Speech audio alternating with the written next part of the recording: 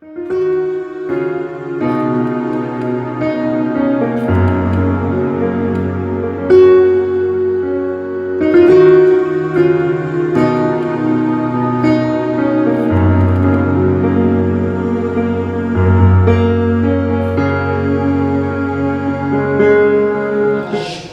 frère avait une grande grâce, il a eu une très grande grâce de Dieu dans sa vie.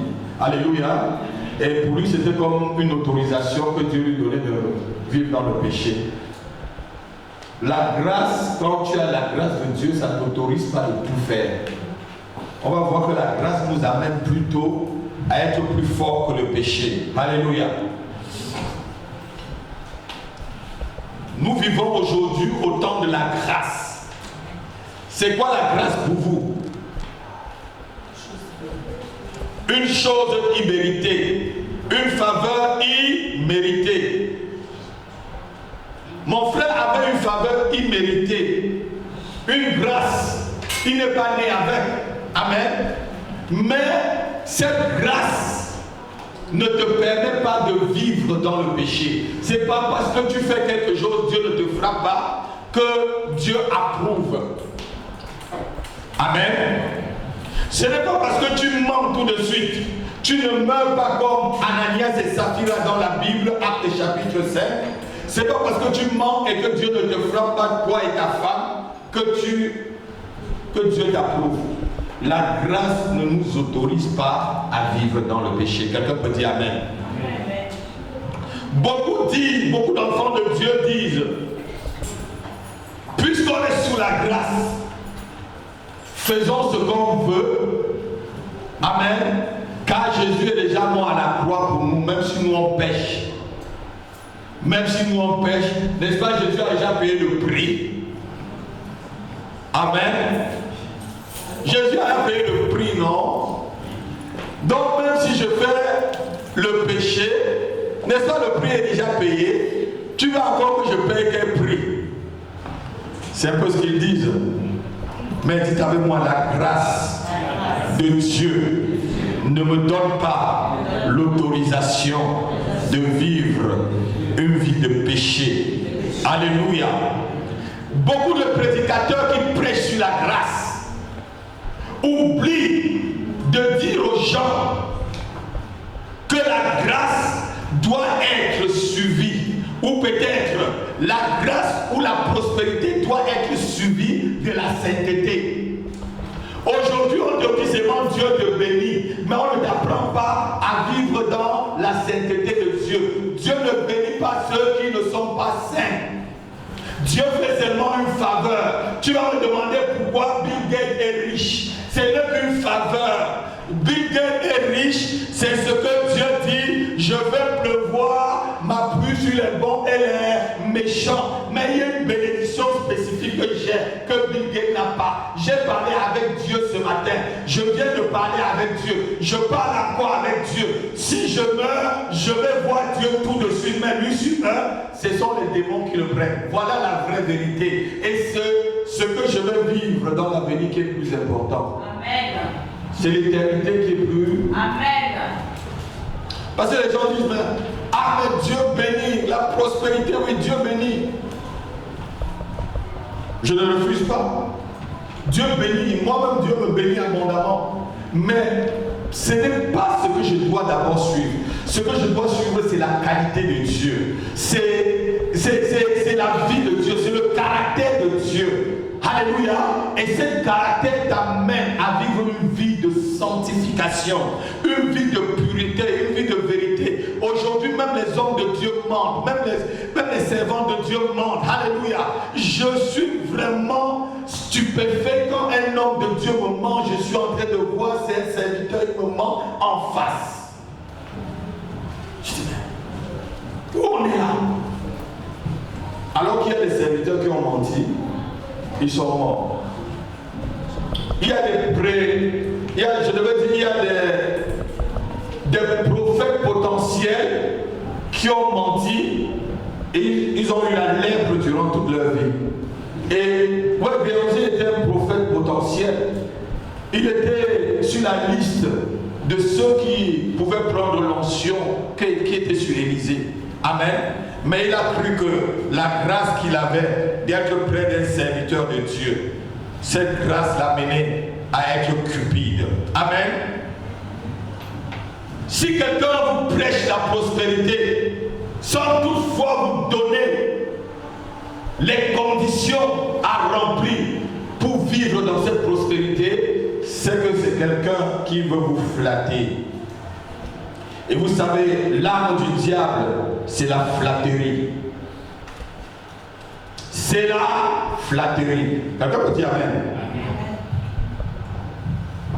Je suis en train de préparer un enseignement pour vous sur... Merci. Je suis en train de préparer un enseignement sur vous sur l'envoûtement et l'enchantement. Je vais vous le donner après le séminaire sur libérer de toutes les malédictions. Amen. Après ce séminaire qui va se passer, je vais vous donner son leçon. Et j'ai compris quelque chose dans l'enchantement. L'enchantement, c'est la manipulation et la flatterie. Celui qui t'enchante souvent, ma soeur, n'est pas très loin de toi. Alors que celui qui t'envoûte est plus loin de toi. Celui qui t'enchante, c'est celui qui peut te faire des cadeaux empoisonnés. Qu'est-ce que j'appelle cadeaux empoisonnés? Les cadeaux pour te voiler les... On appelle ça la poudre de parapapa ou c'est parapapa. Hein? Ou la poudre de parapou, c'est parapapa. Il te fait des cadeaux pour te séduire. C'est ça ce qu'on appelle l'enchantement. Parce que l'enchanteur n'est jamais loin de son objet d'enchantement. Regardez en Orient, ceux qui enchantent les serpents avec la flûte. Le serpent, il prend l'enchanteur là, il siffle et puis l'enchante. Amen. Ton enchanteur n'est pas souvent loin. Celui qui t'enchante là, il n'est pas souvent loin. Je vais vous expliquer ça un jour. Et c'est celui qui te donne souvent des cadeaux. Quand vous prenez un cadeau, priez dessus, dites Amen. Amen. Souvent vous prenez le cadeau, Dieu m'a béni. Vous savez ce qu'il a dit sur le cadeau? Vous savez la parole qu'il a prononcée sur le cadeau? Alléluia. Je n'ai pas dit de ne pas faire des cadeaux entre vous. Hein. Mais vérifiez qui vous donne un cadeau. Amen.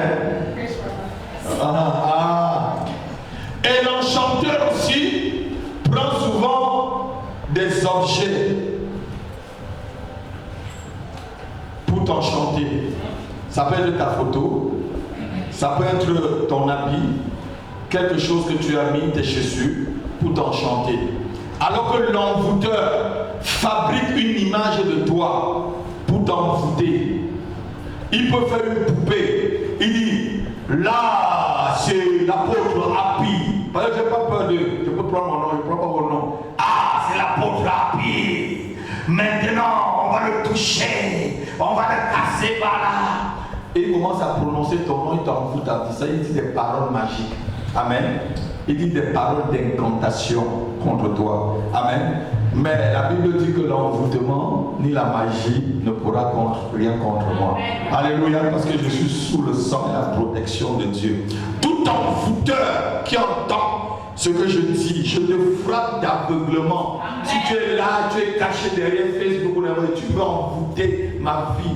Tu sois frappé ce matin, que les sept tonnerres de Dieu grondent dans ta vie et fracassent. Au nom puissant de Jésus-Christ de Nazareth, je déclare que les sept tonnerres de Dieu grondent maintenant dans ta vie. Au nom de Jésus de Nazareth, que la voix de l'Éternel fracasse.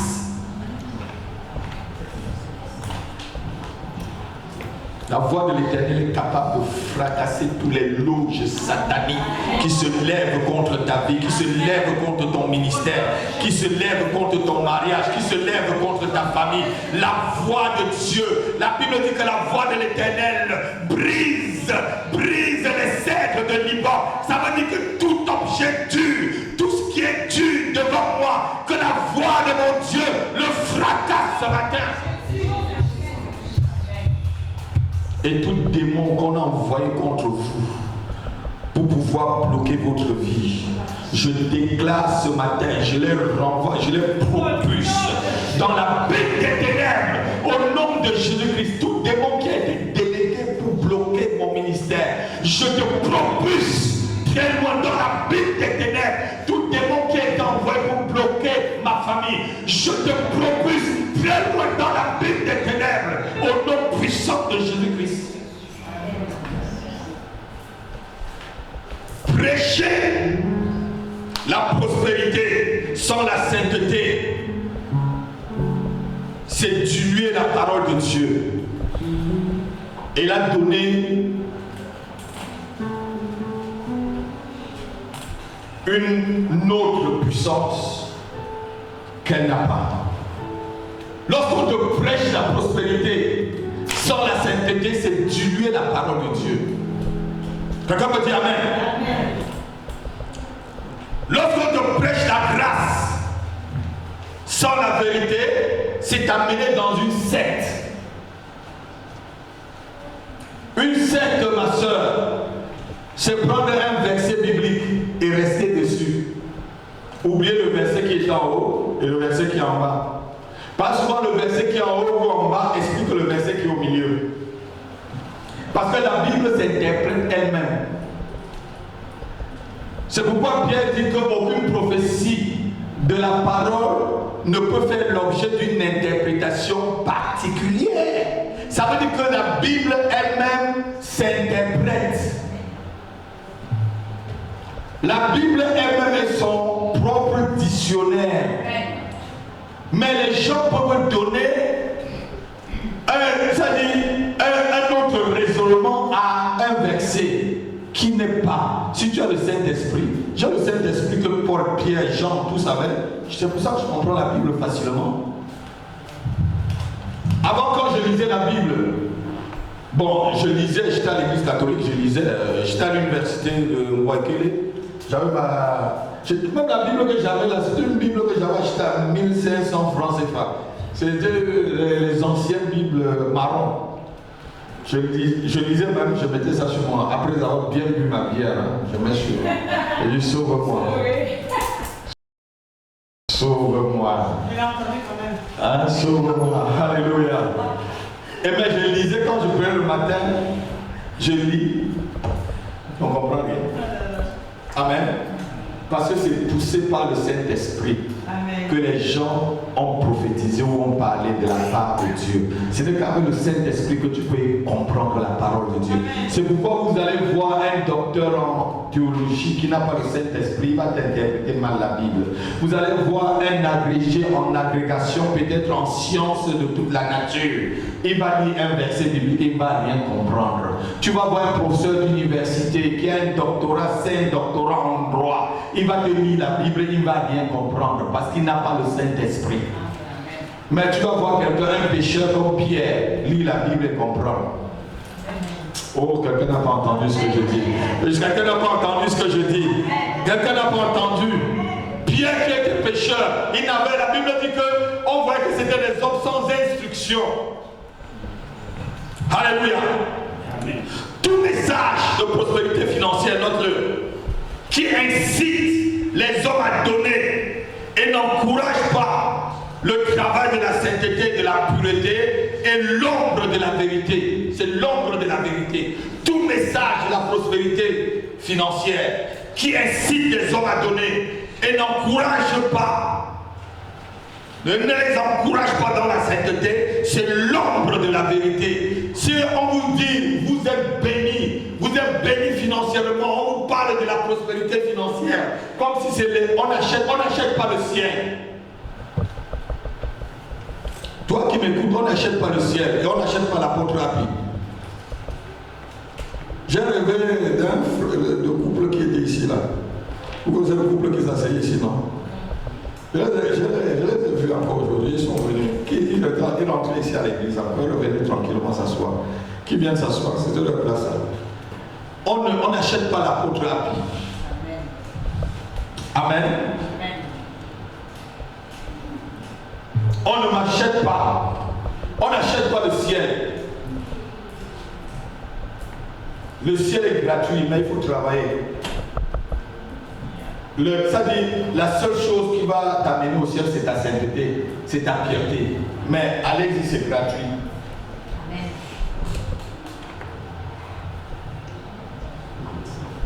Parler de la prospérité sans apprendre aux gens qu'il faut fuir le mensonge,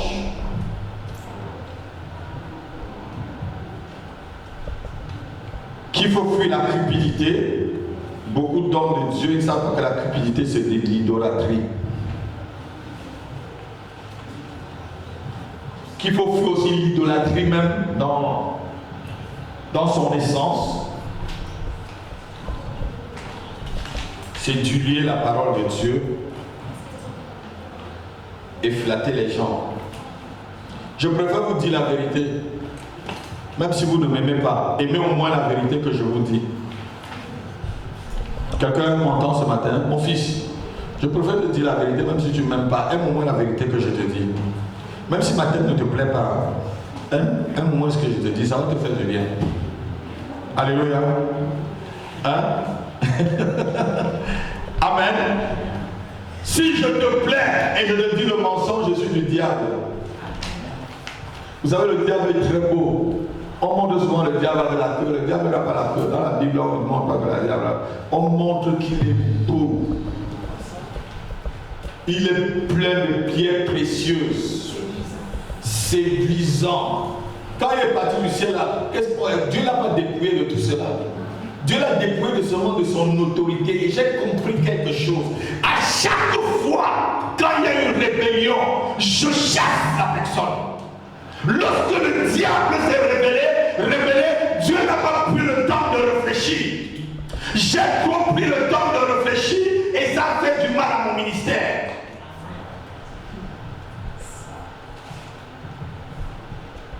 J'ai trop pris le temps, mais c'est la soeur, c'est le frère. Non! S'il y a rébellion, je te mets à côté. Dieu n'a pas pris le temps de réfléchir. Comme le diable s'est mis dans la rébellion, la Bible dit qu'il a été chassé du ciel. Un point, un trait. Et il a eu même le temps. Comme il avait déjà fait son complot par derrière, il est même descendu avec certains anges qui l'ont suivi. Vous voyez, la rébellion entraîne toujours des gens. Ce couple, c'est une rébellion qui les a entraînés. Des frères qui étaient là, ceux qui étaient pleins là derrière, c'est une rébellion. Si j'en avais cassé depuis Paris, si je n'avais pas pris 4 ans pour dire, mais le Seigneur va faire, le Seigneur va faire, le Seigneur fera, peut-être on changera par rapport, quand même écouter. Si tu écoutes l'évangile une fois, 2 fois, ça marche parce que tu ne marcheras pas. Maman, tu m'as dit quelque chose l'autre jour. C'est parce qu'elle ne voulait pas comprendre. Elle était plus avancée que moi.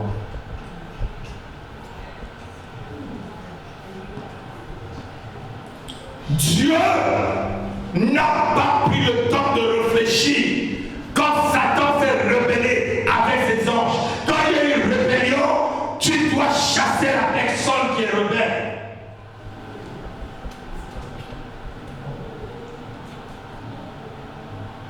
Ah non, c'est un frère pasteur, tu es dur.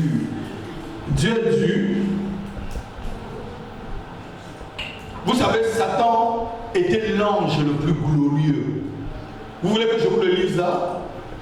C'était l'ange le plus glorieux. On va le lire. Ésaïe chapitre 14, verset 12. Et Ézéchiel. Lisons d'abord Ésaïe chapitre 14. Vous allez voir que Satan n'était pas quelqu'un de... C'était pas quelqu'un de bizarre, hein? Quand vous voyez peut-être un démon qui s'est transformé, non, il était un ange glorieux. Ma fille, si tu as trouvé, lis rapidement, chapitre 14 à partir du verset 12. Ta magnificence est descendue dans le séjour des morts. Quoi? Ta magnificence. On a dit que ta laideur. Lis-moi déjà à partir du verset 10. Lis à partir du 14 à partir du verset 10 pour que les gens comprennent bien. Tous prennent la parole pour te dire, toi aussi tu es sans force comme nous, tu es devenu semblable à nous. Verset 11. Ta magnificence est descendue dans le séjour. Ta magnificence, donc il était Continue en bas. Avec le son de tes luttes. Avec le son de tes luttes. Sous toi est une couche de verre. Sous toi est une couche de verre. Et les verres sont ta couverture. Te voilà tombé du ciel. Te voilà tombé d'où? Du ciel. Quoi? Astre brillant. Astre quoi? Brillant. Brillant. C'est pourquoi on l'appelle Lucifer. Lucifer veut dire astre brillant. Lucifer veut dire astre de lumière. C'est là où vient le mot Lucifer. Astre brillant. Continue. Fils de l'aurore. Fils de l'aurore. Donc l'aurore c'est quoi? C'est la beauté du matin qui s'élève. Tu es abattu à terre. Tu es abattu à terre. Toi le vainqueur des nations. Toi le vainqueur des nations. On va lire maintenant dans le livre d'Ézéchiel. Et vous allez voir ce que Dieu dit à Ézéchiel. Et il parle toujours, et on est en train toujours de parler de Satan là. Avec tous ces... Ézéchiel 28. À partir du verset 12. Fils de l'homme. Fils de l'homme. Prononce une complainte sur le roi de Tyr. Prononce, et Satan ici est représenté par le roi de Tyr. Tu lui diras. Tu lui diras. Ainsi parle le Seigneur. Ainsi parle le Seigneur l'Éternel. Tu mettais le sceau à la perfection. Tu faisais quoi? Tu mettais le sceau à la perfection. Ça veut dire que c'est un homme qui était parfait. C'est lui qui faisait tout près de Dieu. C'est lui qui faisait tout dans le ciel. Tu mettais le sceau à la perfection. Tu étais plein de sagesse. Tu étais comment? Plein de sagesse. Il est idiot là, Satan. Les gens croient qu'ils sont plus sages que Satan. C'est pourquoi, regardez, quand on veut prendre des gens dans la rose roi, dans la franc-maçonnerie, on ne va pas chercher des idiots au quartier. Hein. On vient vous recruter directement à l'université. Vous qui êtes à l'université dans les grandes écoles là, c'est à partir de là. Parce que les idiots, on ne les prend pas. Il était plein de sagesse. On va te dire, on va te montrer comment le cosmique marche, la cosmomité, ce que la Bible ne va pas te dire, le 7e livre de Salomon qui était les piliers, le boss et Jacob ou machin, beau. Non, arrêtez un peu. La parole de Dieu, la Bible, elle est pleine de toutes les sagesses.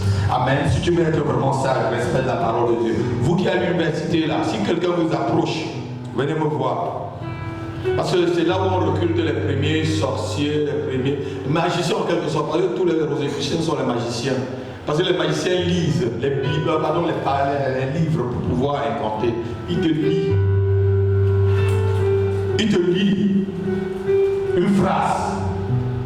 Il incante avec la phrase, un avion tombe quelque part où il te rend malade avec. C'est ça la magie. Les magiciens sont sages. Ce sont les sorciers sont idiots. Parce que les sorciers, un sorcier c'est qui? C'est seulement quelqu'un de méchant avec un démon dans son cœur. C'est ça les sorciers, ma fille. Et les sorciers dans la classe spirituelle sont les derniers. C'est les derniers de la classe. Les magiciens sont plus dangereux que les sorciers. Un sorcier c'est seulement un jaloux. Il veut ta mort. Il est maintenant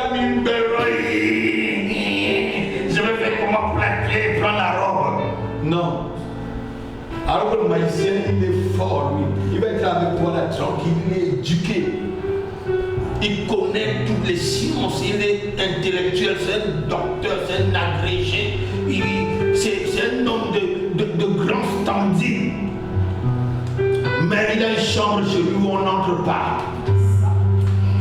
Il a des heures pour l'incantation. Il sait. Il est toujours très appliqué. Il met son verre toujours comme ça. Il s'habille toujours en noir et en blanc. Il a toujours un... Parce qu'on les donne toujours, même la façon de s'habiller.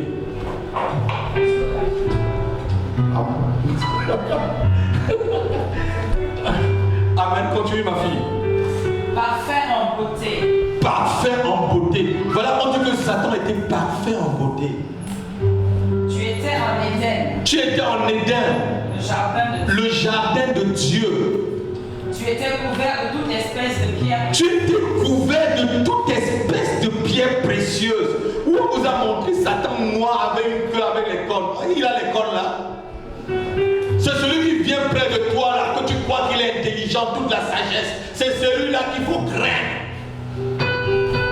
Si tu n'as pas la parole de Dieu pour avoir le discernement, la Bible dit, n'accordez pas foi à tout esprit.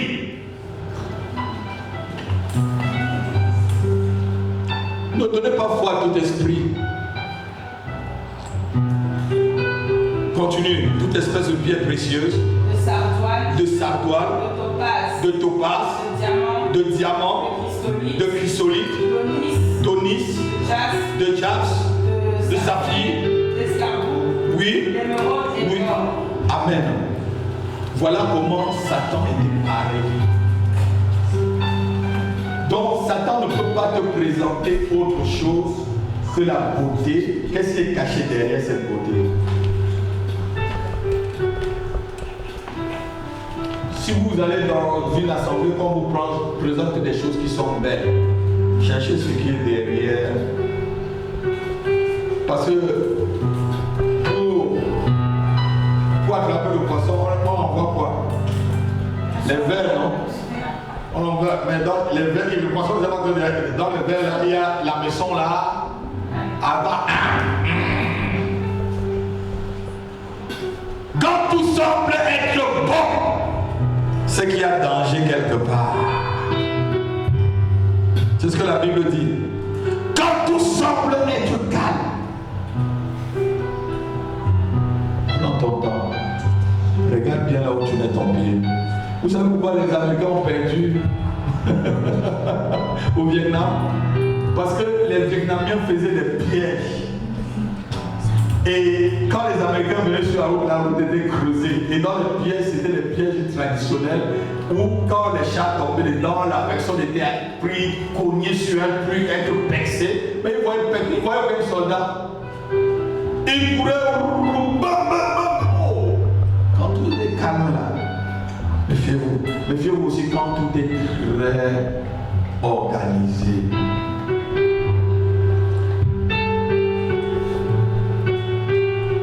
Qu'est-ce qu'il y a dedans? Vous savez pas qu'il y a des endroits qui sont très organisés. Mais derrière un génie, il y a aussi de la folie. Si quelqu'un a des oreilles, il faut comprendre. Tout message dans ceci qui tue la grâce de Dieu est une déformation de la vérité et amène la mondanité dans l'église.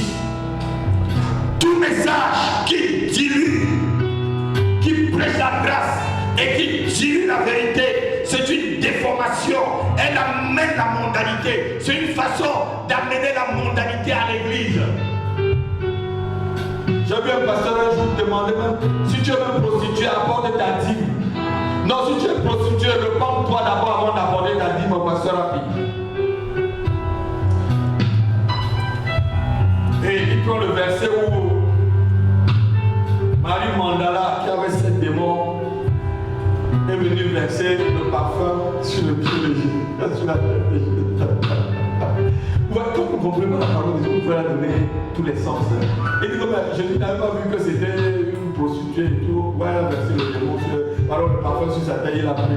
Non, moi je peux prendre les offrandes et dire frère, tu mens. Tu es un menteur. Tu as la langue du serpent. Réponds-toi d'abord. Quand on défend la parole de Dieu, c'est pas bien. Vous avez la grâce ici que dites au Seigneur de moi que je vive longtemps. Priez pour que je vive longtemps, pour que je vous enseigne. Amen. Priez. Amen. C'est une grâce d'avoir un bon pasteur. Quelqu'un me dit Amen. Un mauvais pasteur, ma fille, c'est une condamnation de Dieu pour ta vie. Un bon pasteur, c'est une bénédiction de Dieu pour ta vie. Et le bon pasteur, ce n'est pas le pasteur qui est très chaud là. Il fait le carni, il se trace bien la tête, il se brille. Moi, je me lave en moins de 10 minutes. Ça fait combien de temps dans la douche? 5 minutes. C'est 5 minutes dans ma douche. Est-ce que vous avez déjà vu la crème? Dieu va créer comme ça. Tu veux, il se trace un homme. Il se trace. Homosexuel. Toi qui m'entend, homosexuel. Vous savez qu'il y a 2 de mes livres qu'on ne trouve pas à la LC. La CLC, pardon. Vous savez pourquoi? Si le directeur de la CLC me suit, frère, si tu me suis, tout simplement parce que j'ai tapé sur l'homosexualité dans les 2 livres. J'ai appelé le directeur plusieurs fois. Ah, parce que là, puis on va voir, c'est la commission de lecture. Donc ils n'ont jamais lu, ils n'ont jamais tout lu mon livre. Les autres, j'ai dit, mais pourquoi les autres me demandaient, les 2 là ne me demandaient pas? Parce que j'ai parlé la vérité dedans. Si tu aimes la vérité, quand je vois, c'est les 2 livres qu'on achète plus. Tout simplement parce que je vois qu'il y a un chapitre où j'ai cogné fort sur l'homosexualité. L'homosexualité n'est pas de Dieu. Même si on envoie les gens pour m'arrêter, l'homosexualité n'est pas de Dieu. C'est une déviation, c'est le péché. Alléluia. Dieu a dit que c'est le péché, même si le monde dit que ce n'est pas le péché, ça reste le péché. La Bible dit n'appelez pas conjuration, ce que ce peuple appelle conjuration. Alléluia. N'appelez pas justice, ce que ce peuple appelle justice. Non. C'est une façon d'amener la mondanité dans l'église. Aujourd'hui, on te demande d'accepter les gens tels qu'ils sont pour vivre ensemble. On ne vit pas d'abord ensemble. Le vivre ensemble, un nouveau mot, comme c'était découvert. La nouvelle doctrine, la doctrine de vivre ensemble. On vit pas ensemble. Je dis là, vous vivez pas ensemble. On n'est pas dans le même pays.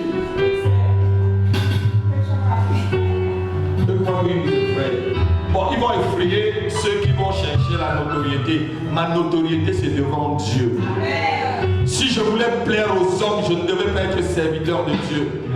Alléluia. Si je voulais plaire aux hommes, je ne devais pas être serviteur de Dieu. Aujourd'hui, Paul ne devait pas vivre parce que moi, j'étais prêt à le tuer quand j'étais à l'université pour être à sa place. Il m'écoute, moi je ne mens pas. Lorsque j'étais à l'université, j'étais prêt, je me disais, je me voyais d'abord être député de ma femme. Madame Tonton là, elle devait partir. Mais c'était mes projets dans ma tête. Je ne blague pas et c'était bien placé. Et en plus, je devais d'abord bien menacer mes grands frères qui m'avaient maltraité quand j'étais petit.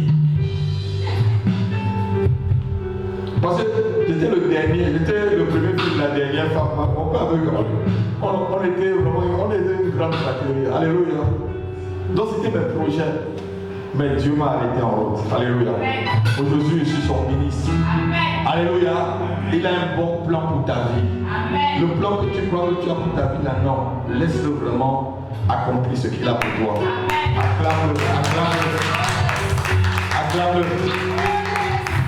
Tite, chapitre 2, verset 11 à 12.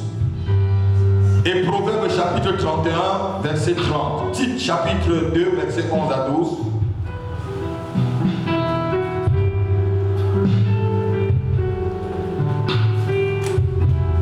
On va bientôt terminer. Hein. Je suis presque à la conclusion. Vas-y, ma fille. Tite. Chapitre 2, verset 11 à 12. Oui. Car la grâce de Dieu, source de salut pour tous les hommes, a été manifestée. Elle nous enseigne quoi? À renoncer à l'impiété et aux convoitises mondaines et à vivre dans ce siècle présent. Toi qui m'entends, l'église qui m'écoute, oui, selon la sagesse, la justice et la piété. Amen. Voilà la base même de la doctrine de la grâce dans la Bible. Si tu veux parler de la prospérité sans tirer l'essence de cette doctrine, de ces versets, tu es à côté. La grâce de Dieu, source de salut pour tous les hommes, nous apprend à vivre, alléluia, dans la piété, dans la justice, dans la vérité. Alléluia. Éloigné de péché. Notez la grâce de Dieu nous apprend ceci. La grâce de Dieu nous épargne du châtiment du péché. Quand tu as la grâce, ça veut dire seulement que Dieu t'épargne du châtiment à venir du péché. La grâce de Dieu, source de tout le salut des hommes, source de tout salut. La grâce est la source. Et en deux, la grâce de Dieu nous soustrait de la puissance du péché. Avant la mort de Jésus à la croix, la puissance du péché, le péché avait la puissance sur toi. Mais sous la grâce te soustrait de cette puissance. Tu as le pouvoir de dire au péché, ne me pêche pas. Oui, tu as la puissance de dire au péché, je ne pêche pas. Le mensonge vient dans ta tête, tu tapes. Tu veux mentir, tu fais là. Il y a une dame qui parlait beaucoup. Elle est partie voir le pasteur parce qu'elle a un problème dans son mariage. Je vous ai déjà raconté cette histoire-là. Le pasteur a dit, bon, puisque quand ton mari dit 1, tu as dit 10, tu vas mettre de l'eau dans ta bouche. Tu ne vas pas avaler. Et quand ton mari va venir, tu vas le servir, même si tu ne pas pour nous. Tu n'avales pas jusqu'à ce qu'il va au lit. Alléluia.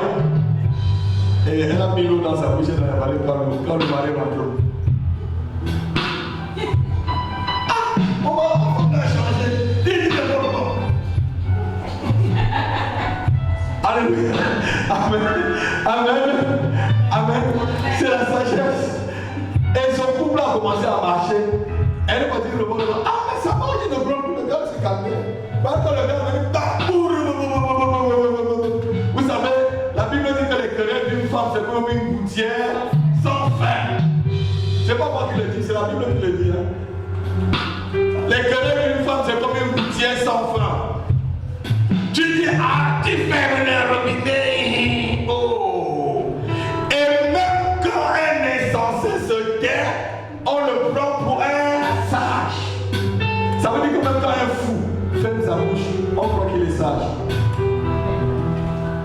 Quand vous lisez la Bible, comment vous comprenez? La Bible dit que même quand elle est censée se taire, on le prend pour un sage. Mais quand tu parles trop là, on te connaît déjà.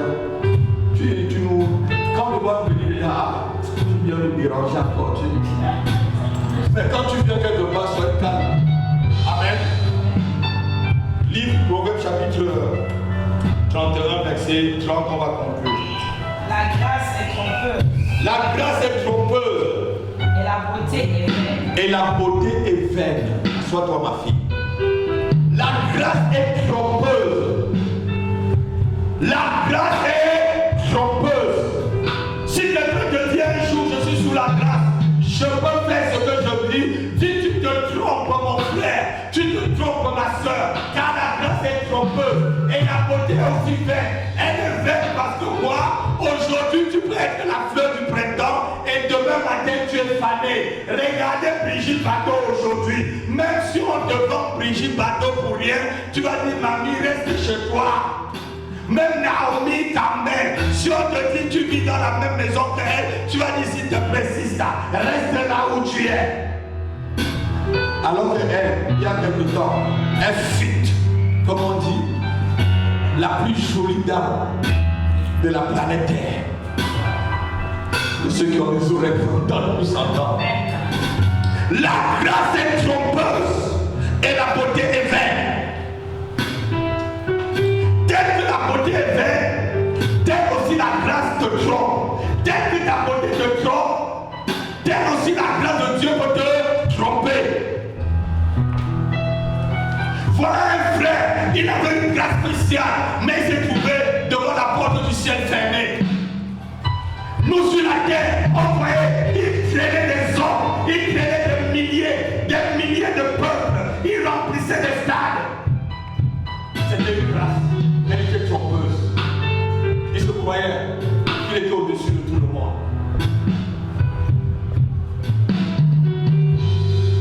J'ai un livre que j'ai lu, L'ultime assaut de Rick Joyner, où Dieu là, il a été transporté en esprit jusqu'au paradis.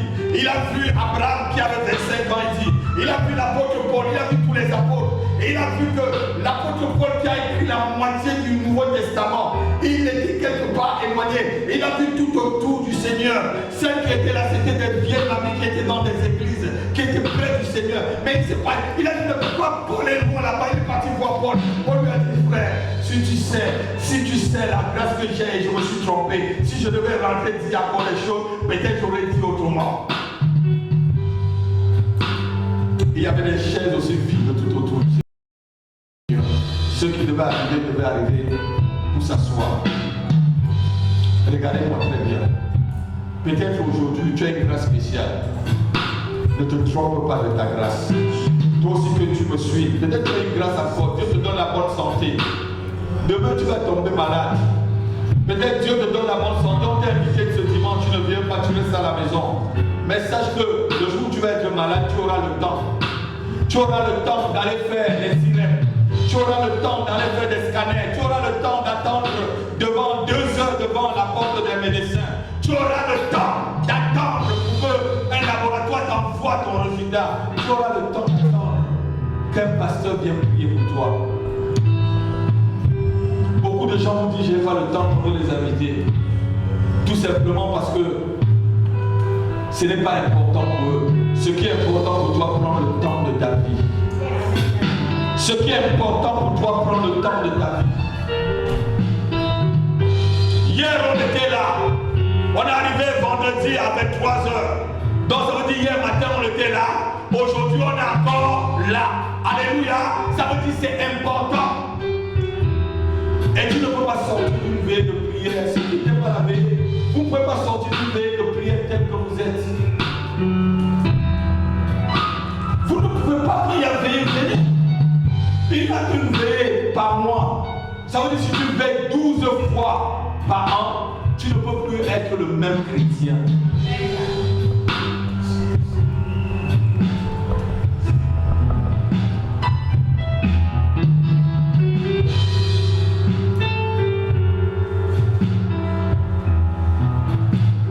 Avoir la grâce et vivre dans le péché, c'est suivre la route de Nicolas. Vous connaissez la doctrine de Nicolas, non? Les Nicolaïdes. Vous avez déjà lu ça dans l'Apocalypse. Nicolas était parmi les diacres dans Actes chapitre 6. Et Nicolas enseignait qu'on pouvait vivre dans l'impudicité et servir Dieu. Et que comme on était sous la grâce, on était sous la licence. C'est pour ça que la Bible dit cette femme Jézabel qui séduit mes serviteurs. Dans cette église, il y avait certaines personnes qui avaient aussi la doctrine de Nicolaïde. Et quand j'étais jeune, il y a des assemblées que les pasteurs prêchent là. C'est mauvais. Si tu es dans un péché, le pasteur doit te demander, frère, soeur, réponds-toi, cherche à comprendre, il va t'aider. Mais pas eux. Et dans les églises, on laisse les gens comme ça. Et Nicolas faisait ça. On pouvait, c'était comme l'église était devenue comme un lieu d'échangisme. C'est ce qu'on appelle la doctrine de Nicolaïde. Vous avez vu ça? C'est dans la Bible, ma fille. Quand lit l'Apocalypse, quand tu lis même 1 Pierre 2, il parle de la doctrine de Nicolaïde, de Balaam, la voix de Balaam, qui s'est corrompu à cause de l'argent. Et Dieu ce jour-là même fait parler un animal. Vous savez, le Dieu que je sers est très fort. Amen. Le Dieu que je sers est très fort. Dieu fait parler un animal. Depuis que vous êtes né là, vous avez vu un animal parler. Mais un animal a parlé ce jour-là. L'âne a parlé. Le prophète était dément. La Bible dit que quand Balaam était dans sa démence, ça veut dire que le prophète là est devenu fou. Quand il a vu l'argent que le roi Balaam voulait lui donner, et la moitié de mon roi, il est devenu fou. Pasteur Rapi, tu vas acheter une salle. Et voilà 10 millions d'euros. Et c'est un footballeur qui donne. Même pourvu que mon cœur commence à trembler. Prends tes 10 millions, vas-y avec. Laisse-nous cotiser pour 1 euro, on l'achètera. Le Dieu de la maison de prière marche doucement. Il n'arrive jamais en retard. C'est pour me corrompre rien.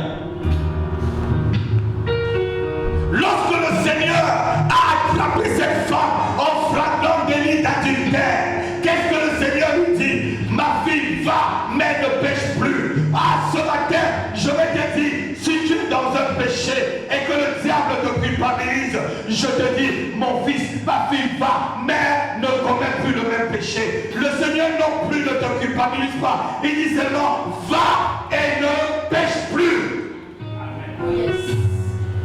Si tu as cru que la grâce de Dieu te donnait le droit et l'autorité de vivre dans le péché, repends-toi, ma soeur, mon frère, mais va, ne pêche plus.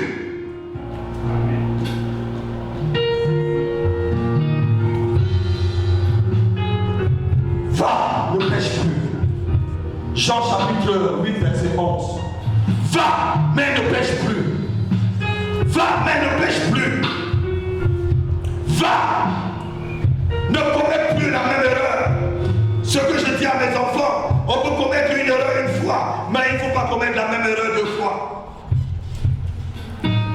Va, change ta condition, change ta façon de vivre, change ta façon de marcher, change les gens avec qui tu marches. Va et ne pêche plus. Elle répondit, non Seigneur. Et Jésus lui dit, je ne te condamne pas non plus. Va et ne pêche plus. Je ne te condamne pas non plus moi, en tant qu'apôtre Rabbi. Mais mon fils, ma fille, va, mais ne pêche plus. Toi qui m'as écouté, peut-être un sentiment de culpabilité s'est levé dans ton cœur. Je te dis, je ne te condamne pas, mais va, mais ne pêche plus. Change ta façon de comprendre. Si tu es un faux pasteur, si tu es quelqu'un qui t'amène vers le péché, sors de cet endroit, trouve un endroit où le pasteur te dira la vérité, afin que tu vas et que tu ne pêches plus.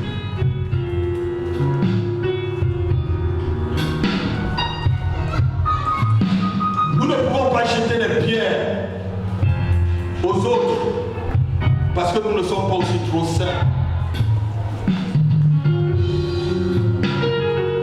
Mais ne pas condamner les œuvres infructueuses du ténèbre, c'est comme si on les cautionnait.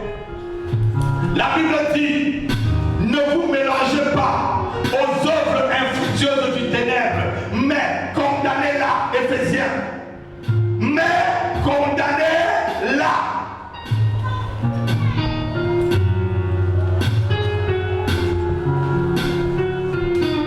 Et certaines personnes qui sont vraiment dans la culpabilité du péché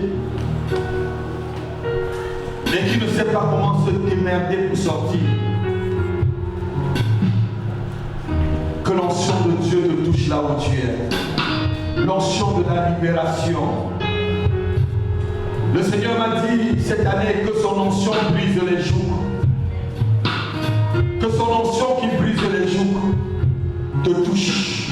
Est-ce qu'on peut se lever? On va commencer à prier.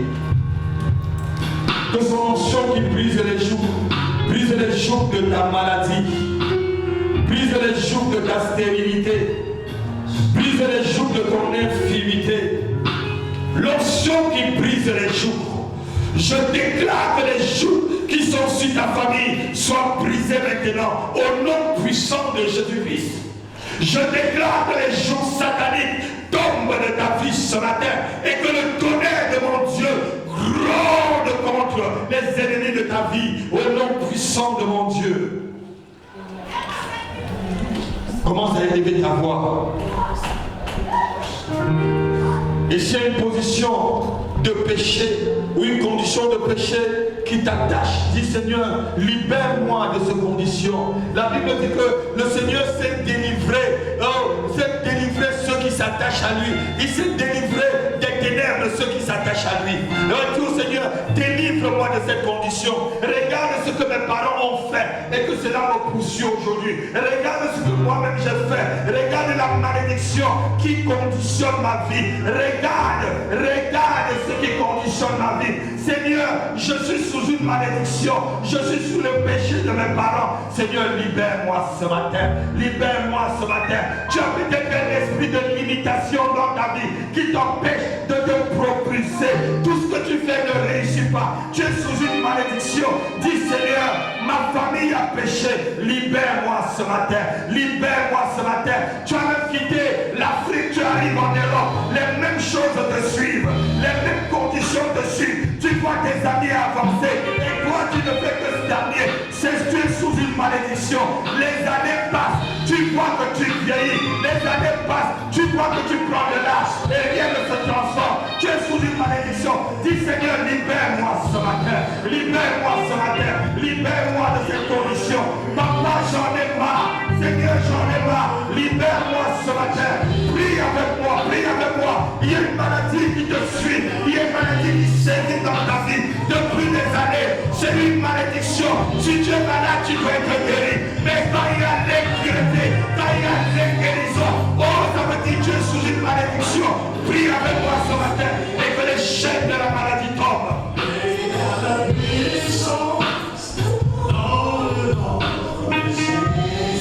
Prie avec moi s'il te plaît. Dieu ne te condamne pas non plus. Le Seigneur ne te condamne pas. Lève tes mains avec moi et commence à prier. Commence à prier comme si tu t'abandonnais à Dieu. Tes mains, c'est que tu t'abandonnes à Dieu. Abandonne-toi à l'Éternel. Abandonne ta condition. Abandonne ta famille. Abandonne ta situation à Dieu. Abandonne-toi complètement. Dis-moi, voici Seigneur, les mains levées devant toi, tel que je suis. Tu me connais dans ma nudité. Tu me connais dans ma nudité, dans ma condition. Rien n'est caché devant toi. Seigneur, oh Dieu, souviens-toi de moi. Oh Dieu, brise les chaînes de ma vie.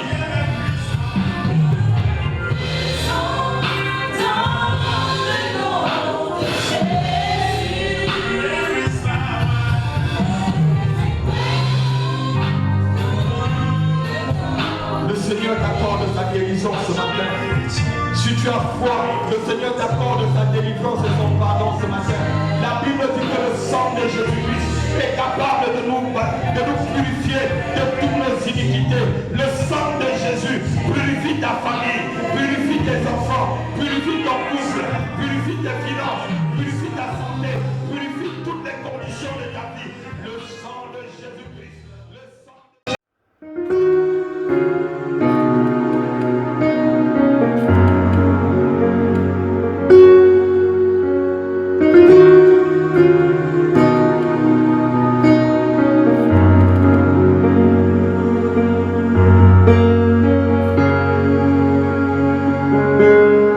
Thank you.